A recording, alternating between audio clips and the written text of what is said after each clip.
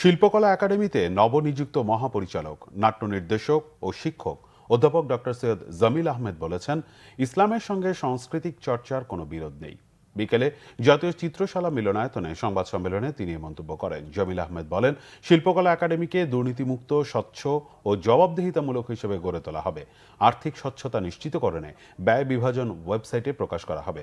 কাজে যোগদানের পর প্রথম দিনই সংস্কারের ইশতেহার তুলে ধরে শিল্পকলা একাডেমির আইনের ফাঁক সমাধানের রূপকল্প, কট্টরপন্থী বাধা, বৈশ্বিক সংযোগ বৃদ্ধি ও অর্থনৈতিক মুক্তি সহ বিভিন্ন বিষয়ে আলোচনা করেন তিনি।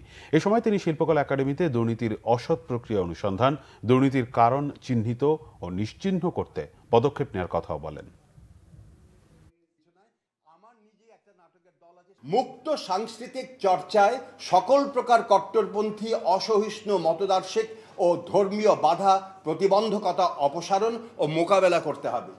এই লক্ষ্যে রাষ্ট্রীয় নীতি ও ক্ষমতা প্রয়োগ করে সাংস্কৃতিক সুরক্ষা বলয় ও কালচারাল জাস্টিস নিশ্চিত করার সুস্পষ্ট রাষ্ট্রীয় অঙ্গীকার থাকতে হবে।